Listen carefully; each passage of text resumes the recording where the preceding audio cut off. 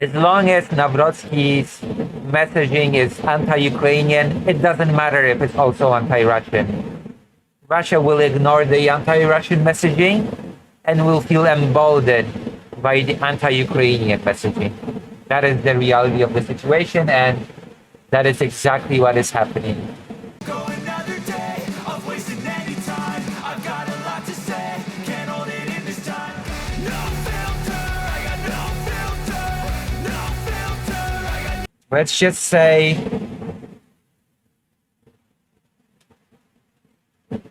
okay, so at first, Russia's reaction to Karol Nawrocki winning the presidential seat has not been really as enthusiastic, because Nawrocki is not really outwardly against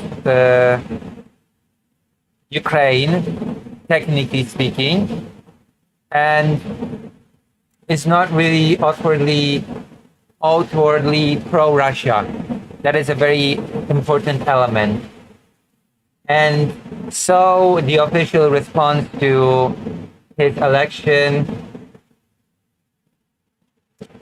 by Russia, from Russia, was a very distant, yeah, we don't think we will have the normalization of relations under this president. That was the initial response. But as much as Nawrocki is not against Ukraine in the sense that he does not want to cut military aid to Ukraine, he also said that during his campaign, he said that he is both against Ukraine joining NATO, and he also said that he is against Ukraine joining the European Union, even more egregiously.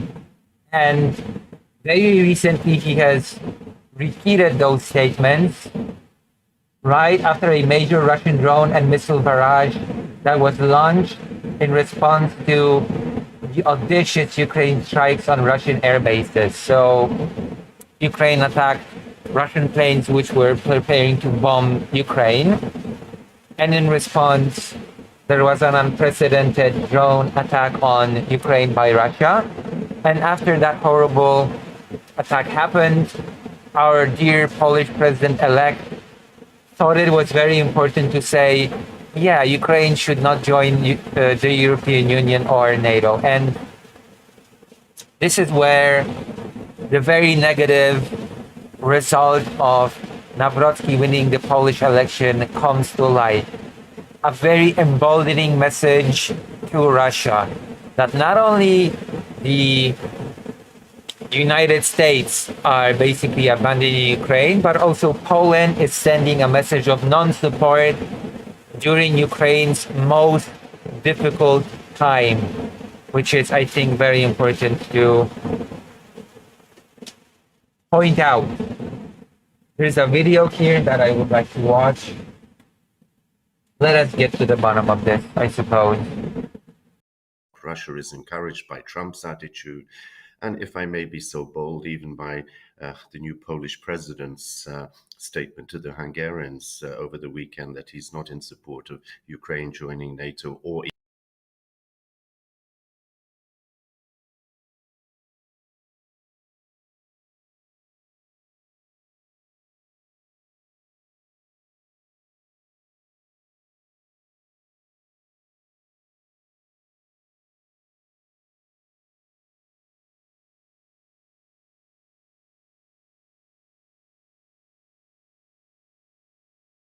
even the EU. A blow to the Ukrainians, and they look to the coalition of the willing, of the committed, in other words, to provide at least the basic tools, weapons with which to close the sky. And they are missing. Ukrainians are producing a great deal of drones, and they're managing to strike deep within Russia. Also, weird things are happening in America, Lucy. Looks like authoritarian crackdown has begun. Also, we're not hearing you. Yeah, I just did a whole big thing about Orban, but I was muted for that. I said that Orban's loyalties are basically to himself, that Orban himself has changed his tune recently, he is still anti-Ukraine in his policy making, in his vetoing of sanctions against Russia, for example. But his language has also started mirroring other politicians. He started saying that Russia only understands strength, that Russia only understands the language of force, and that Europe must be strong to negotiate with Russia from the position of strength. And he also said that Russia is far too weak to attack NATO because it cannot even defeat Ukraine. Those are the statements that he said. So while he still retains an anti-Ukraine stance, he also started shifting his rhetoric about Russia itself.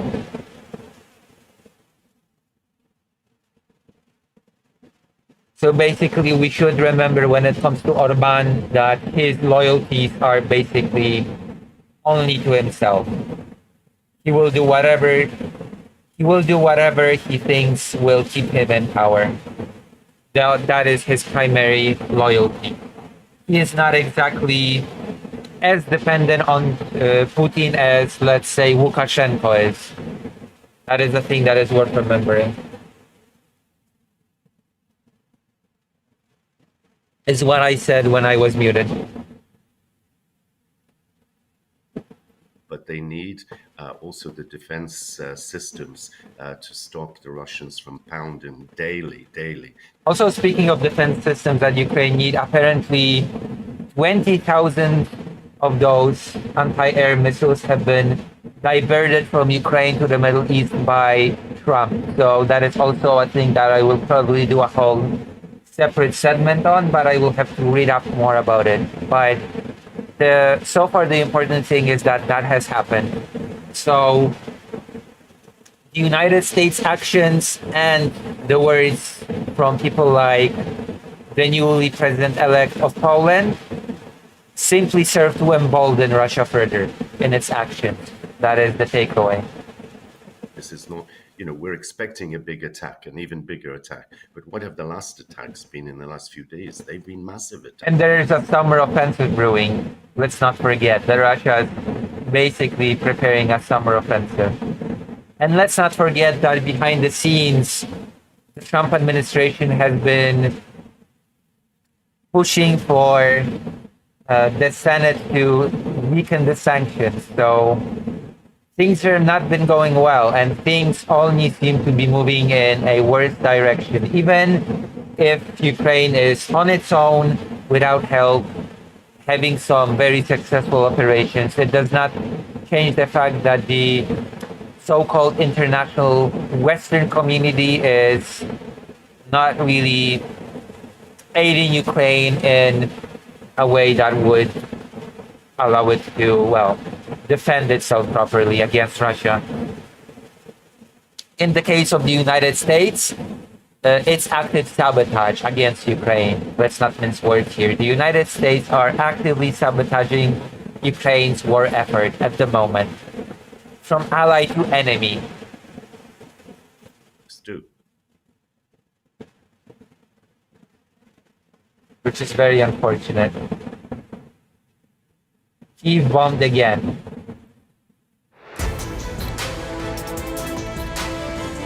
Kyiv has been bombed again. It was a very, very short segment, but I think it was worth mentioning, right? I feel like it's worth talking. It's going to be a very short segment.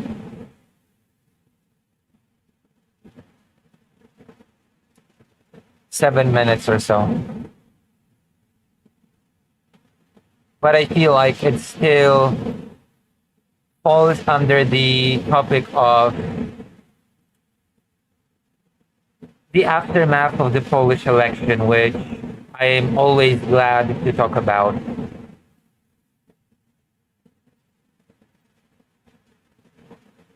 The election has technically speaking ended, but there's still a lot to talk about here.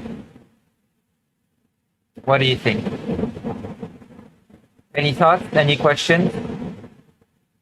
I mean, as much as I think this bit was very self-explanatory,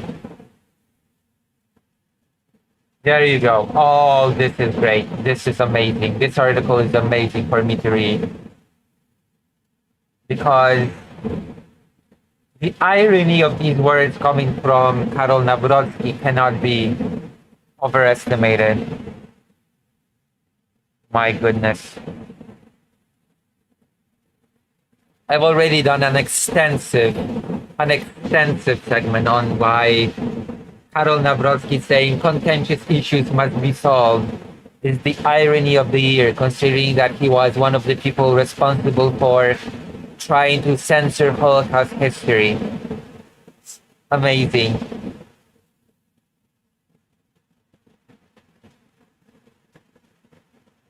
Poland's incoming President Karol Nawrocki said that the country will continue to support Ukraine, but believes unsolved contentious issues must be solved between Warsaw and Kyiv.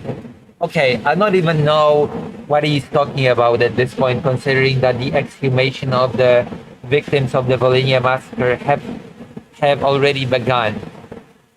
So I don't even know what further solving of the contentious issues he is talking about. Is he demanding some sort of a formal apology? Is he demanding that Ukraine officially recognizes the event as genocide? What does he have in mind? And also, I still find it incredibly funny that the guy who was in charge of the organization that lied about Polish participation in the Holocaust would say this.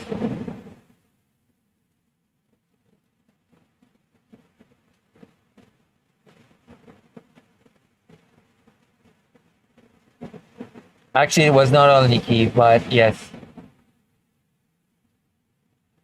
it was helpful. And also, if Trump was the president, that would never happen.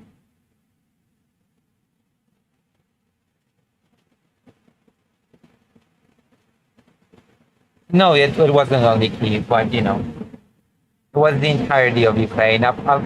Apparently, quite a lot of Western Ukraine was attacked, which happens much less than central and eastern part. It is not that often that Western Ukraine gets heavily attacked. Although there have been quite notable negative cases, like the family that in Lviv that was killed while in their home when Lviv was attacked. So things are getting worse. Things are getting worse in Ukraine by the day. So I guess I'll be going there soon. I already it's already decided that I'll be going there soon. Probably on Thursday, so in a few days. Today is Tuesday, so the day after tomorrow I decided to head out. It's time.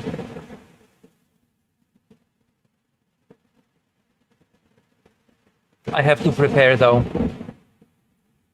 So any donation helps at this point. Just saying.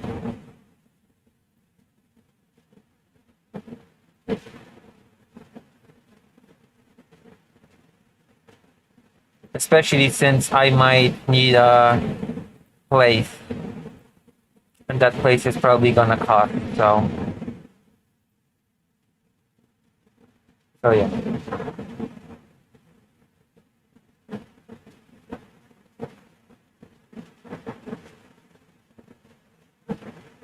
The politician who was